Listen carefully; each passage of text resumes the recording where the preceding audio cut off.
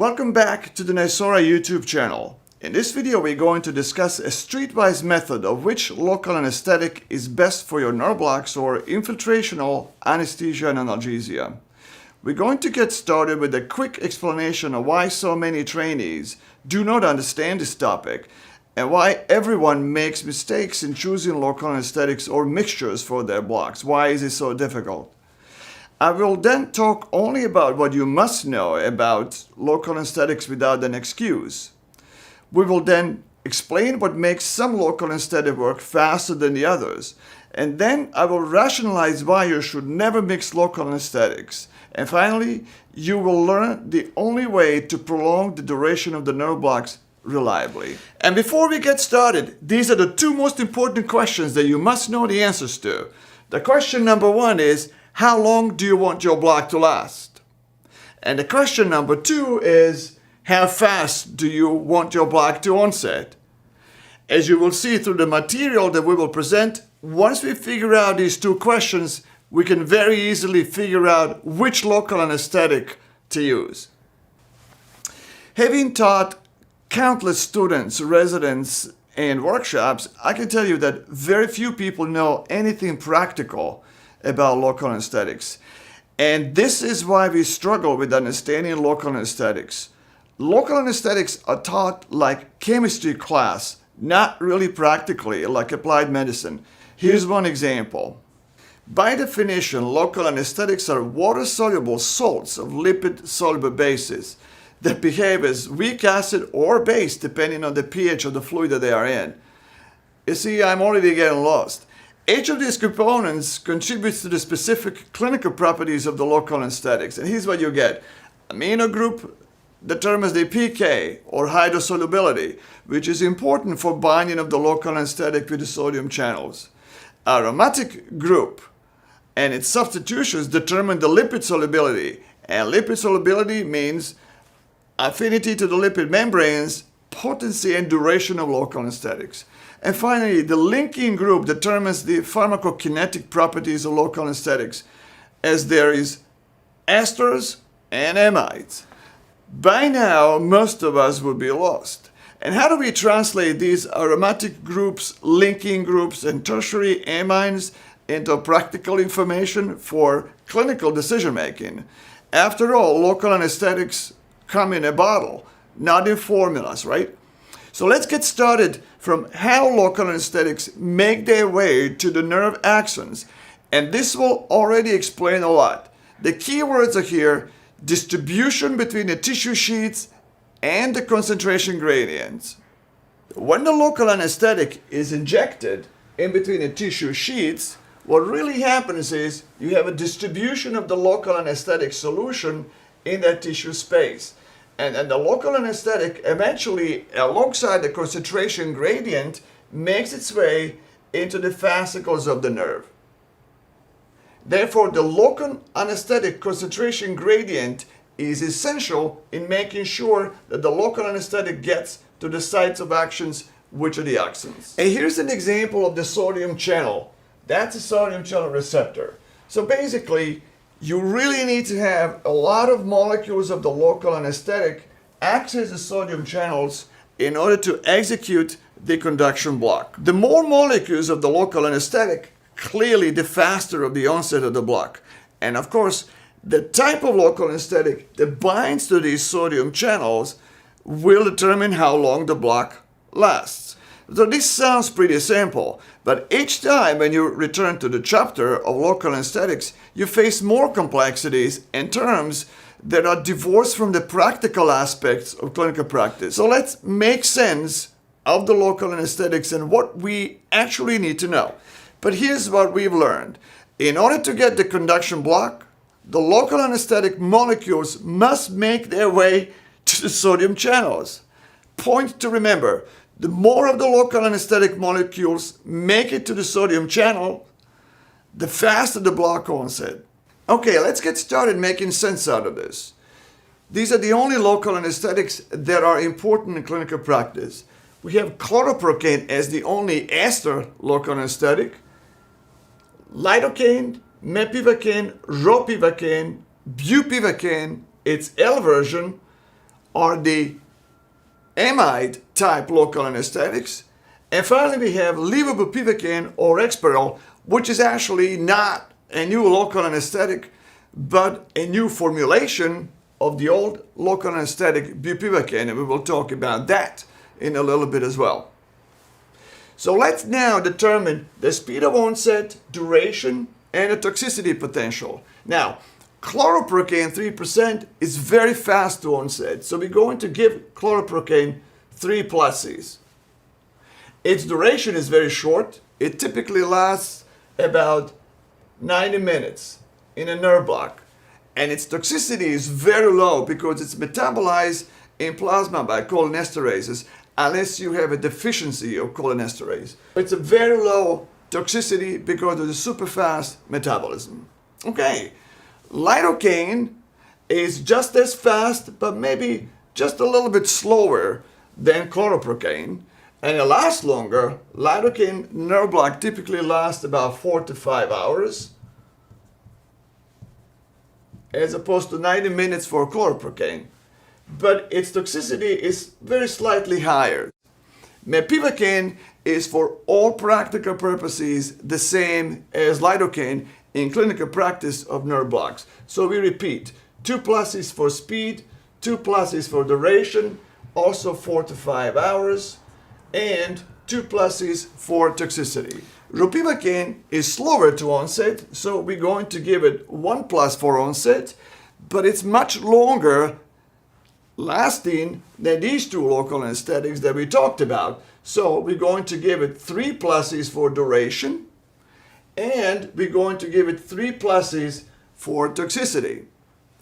Now, we are talking about ropivacaine 0.5% though. Very important to remember as we move on. Bupivacaine 0.5% is also very slow to onset local anesthetic, but it's very long lasting. It's actually significantly longer lasting than ropivacaine. Ropivacaine will last up to 12 hours, but bupivacaine can last 24 hours plus. And finally, when it comes to toxicity, bupivacaine is a bit more toxic than ropivacaine, so we're going to give it 4 Cs for toxicity. Levobupivacaine is the same as bupivacaine. Here we're going to give it 1 for the onset, we're going to give it 4 Cs for duration, and we're going to give it 3 Cs for toxicity because L version is supposed to be slightly less cardiotoxic than the right isomer or bupivacaine 0.5%. Everything else clinically stays the same. And as we talked about, liposome bupivacaine or Exparel is really not a local anesthetic. In my opinion, it is an additive to the local anesthetic. This is very important to understand because if you understand that, you can make it work. So now, thinking about all of these characteristics of the local anesthetic, such as amino group, the linking, the solubility, the pK, the percentage of ionized local anesthetic, partition coefficient, percentage of protein binding. But the question is, why does chloroprocaine work faster than bupivacaine? Or why does lidocaine 2% works faster than bupivacaine? Chloroprocaine is 3%. What that really means is chloroprocaine has 30 milligrams of local anesthetic per ml. Think about bupivacaine is 0.5%. Therefore, it's only 5 milligrams of bupivacaine per 1 ml. Which really means is that chloroprocaine has 6 times more the molecules and the mass of the local anesthetic than does bupivacaine. So no wonder that chloroprocaine is much faster. Take, for example, lidocaine. 2%. Lidocaine 2% has 20 milligrams per ml.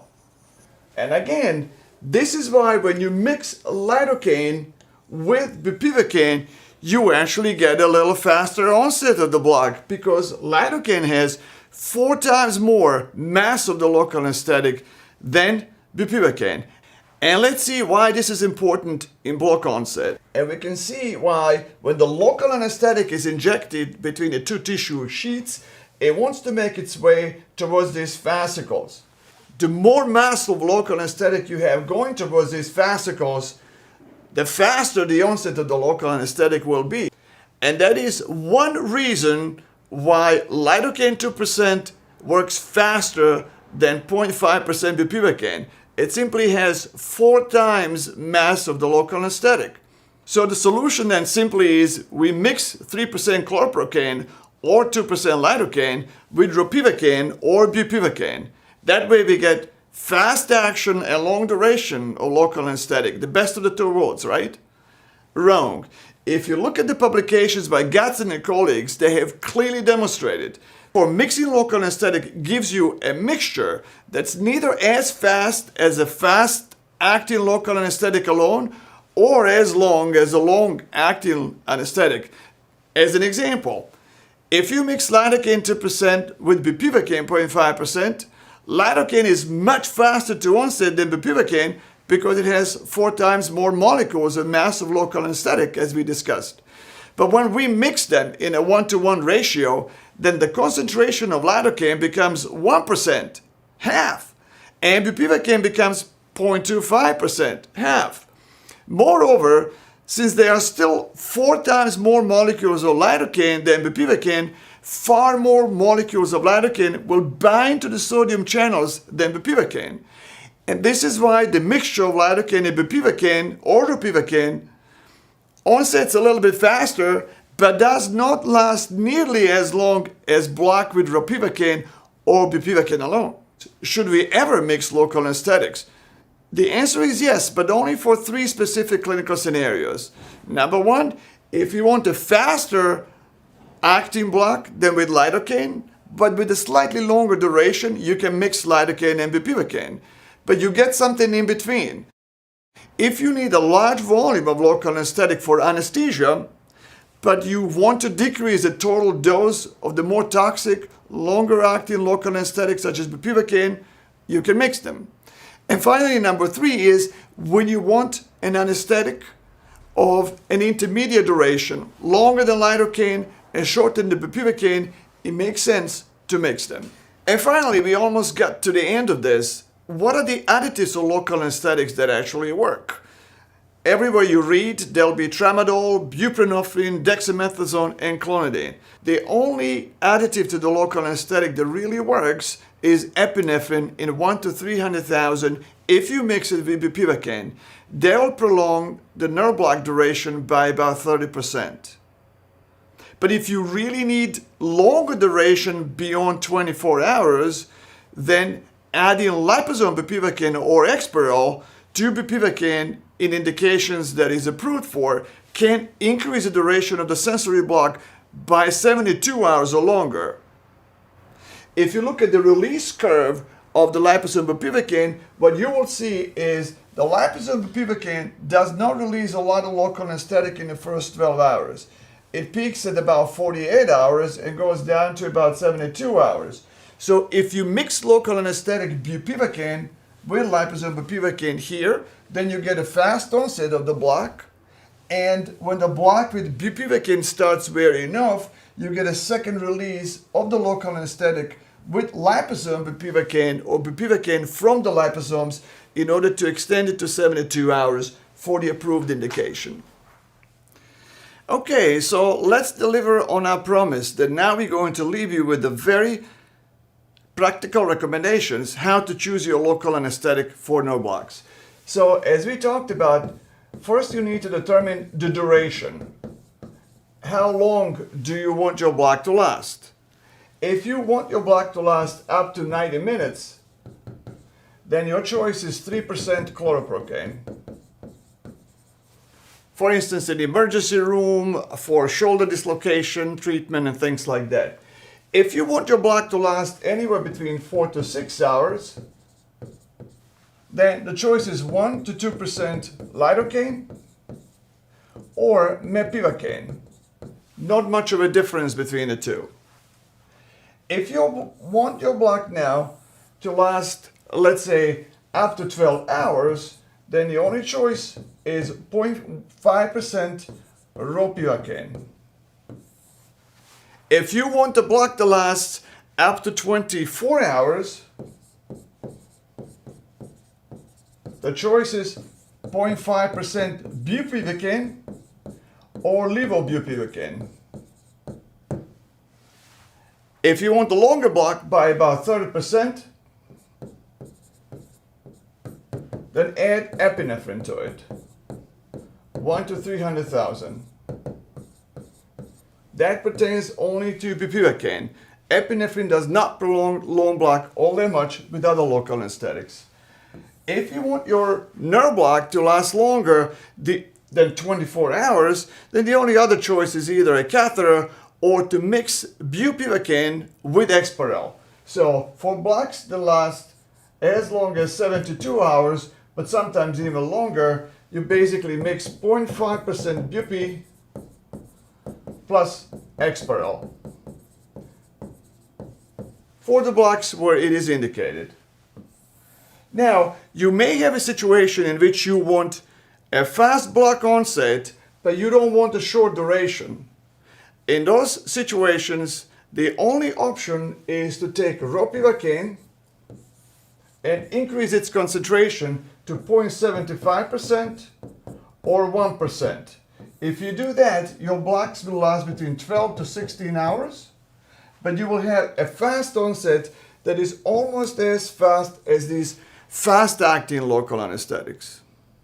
And finally, the mixtures, mixing lidocaine with ropivacaine, the only time when that makes sense is if you want to have a little faster onset block that lasts somewhere between 4 to 6 hours and 12 hours. So it's about 8 hours. So the only time is when you really need a block that lasts something in between a ropivacaine, which you consider to be too long perhaps, and lidocaine, which may be too short for that particular clinical application. And voila, that is the choice of local anesthetic in a nutshell. Make sure you subscribe and never miss our upcoming videos. Till next time.